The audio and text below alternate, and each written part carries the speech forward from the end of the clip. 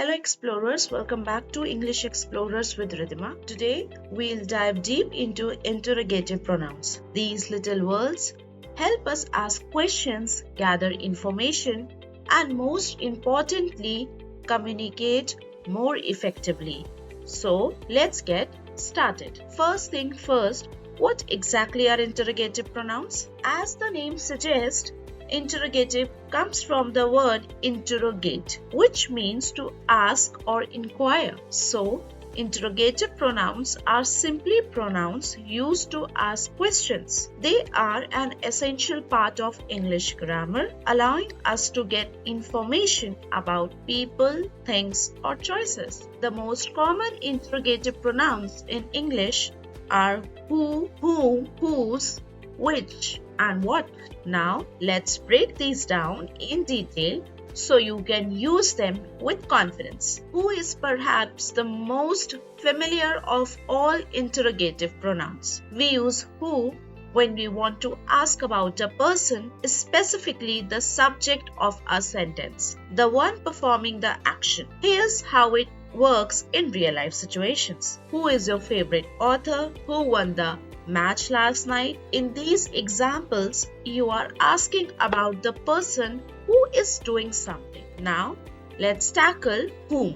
This one can confuse learners because it's a bit more formal and is used less in everyday conversation. However, it's still important to know, especially in writing and formal speech. Whom is used when we are referring to the object of a verb or preposition, the person receiving the action. Whom did you speak to yesterday? To whom should I send this email? Whom are you inviting to the meeting? Hence, you are asking about the person who is affected by the action or who is at the receiving end. A quick tip to avoid confusion: if the answer to your question is him or her, you should use whom. Next up is whose, a pronoun we use to ask about possession when you want to know who something belongs to. This pronoun is crucial for clarifying ownership. Let's look at a few examples. Whose phone is this? Whose idea was it to plan the event? Whose turn is to speak? In these sentences,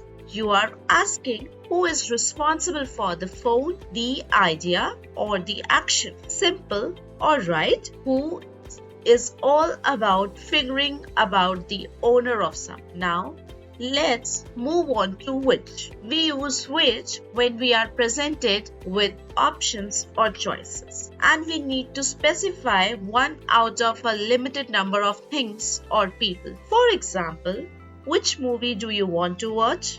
Which book would you recommend? Which team do you support? Unlike who or what, which implements that the answer involves selecting from a specific group or set of options. Finally, let's talk about what. One of the most versatile interrogative pronouns. What is used to ask about things or actions in general. What is your name? What time is the meeting? What are you doing this weekend? What is a go-to pronoun for asking about almost anything? Actions, objects, or information. It's super flexible and one of the first question words we learn in English. Now that we covered the basics, let's quickly go over a few common mistakes learners make with interrogative pronouns, especially between who and whom. One easy way to get it right is this. If you can answer the question with he or she, then use who. If the answer is him or her, then use whom. Here's a simple example.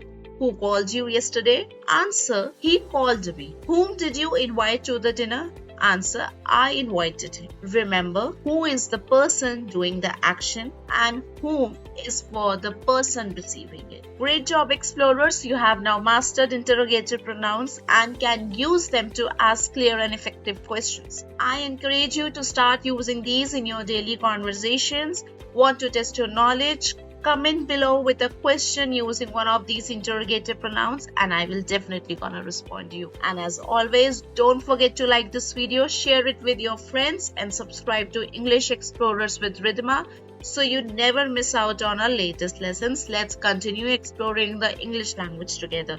Stay updated and stay healthy.